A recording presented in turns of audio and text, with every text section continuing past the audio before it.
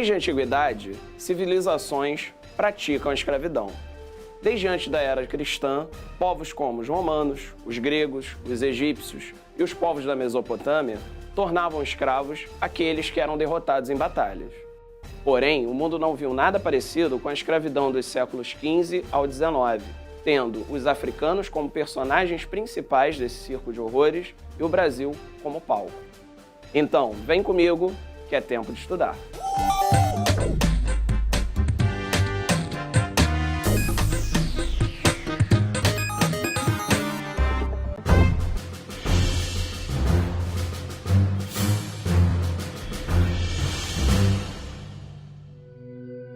Depois de um primeiro contato muito amigável entre indígenas e portugueses, os colonizadores mudaram de postura e decidiram começar a escravizar os povos nativos da América.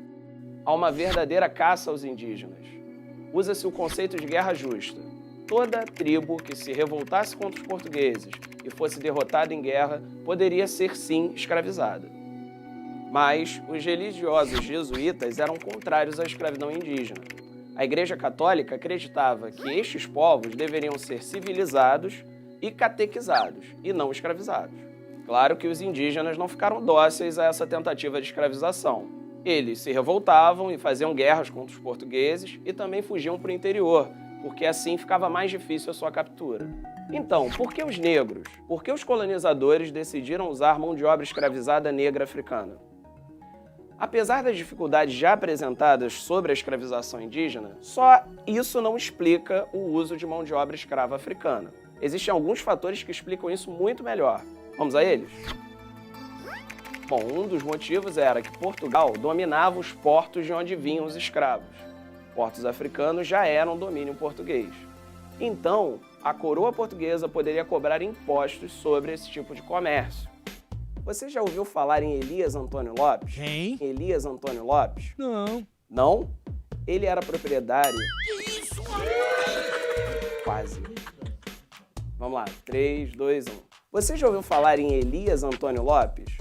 Ele era proprietário da casa que existe na Quinta da Boa Vista, que era um museu que, infelizmente, acabou se perdendo por conta de um incêndio. Aquela propriedade era a casa dele. Foi também residência da família real quando ela estava no Brasil. Até o reinado de Dom Pedro II, era a casa dos monarcas brasileiros.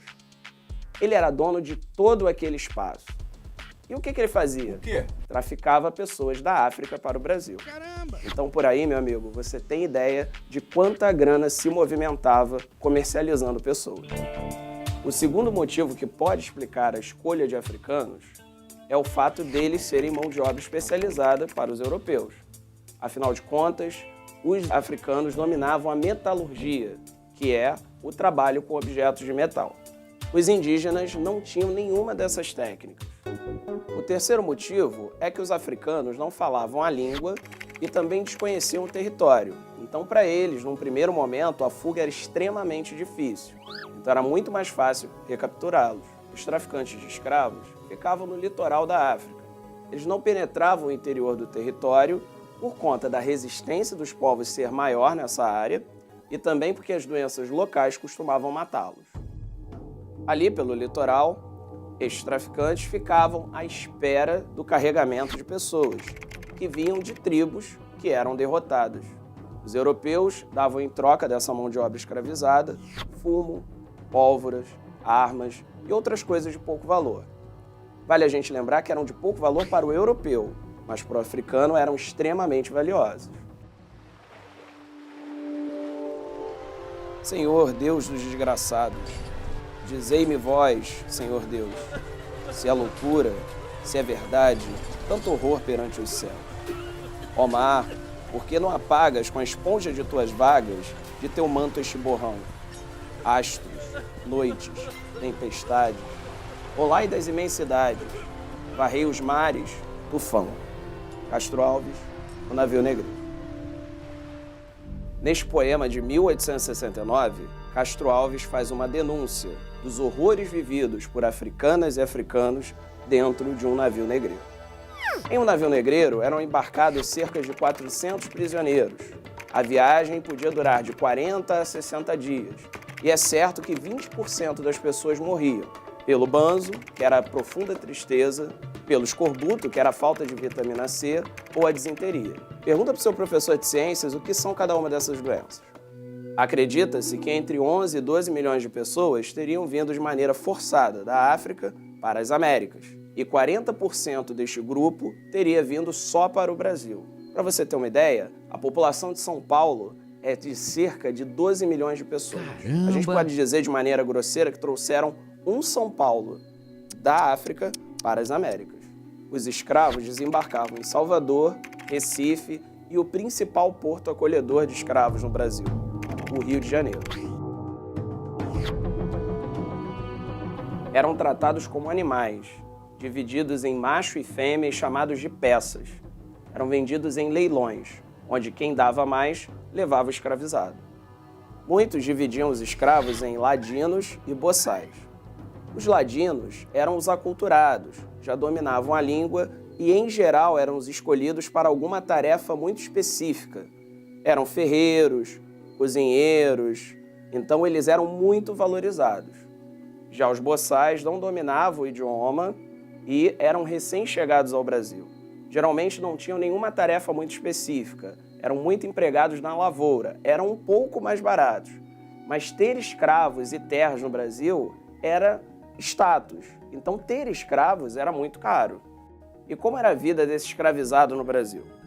Bom, na produção do açúcar, o escravizado podia trabalhar de 14 a 17 horas por dia, sem descanso. A alimentação era ruim e os castigos eram muitos. Chibatadas, açoites, amputações, máscaras de ferro, tudo isso era muito comum. Bom, tem um exemplo que eu uso muito em sala de aula para os alunos entenderem a brutalidade que foi a escravidão no Brasil. Bom, quando o escravo ele fugia demais, diversas vezes, ele ia levando uma série de castigos. O mais brutal deles é esse que eu vou contar para você. Essa parte de trás do seu pé, existe um tendão chamado tendão de Aquiles. Esse tendão te ajuda a movimentar o pé, te ajuda a correr, te ajuda a caminhar.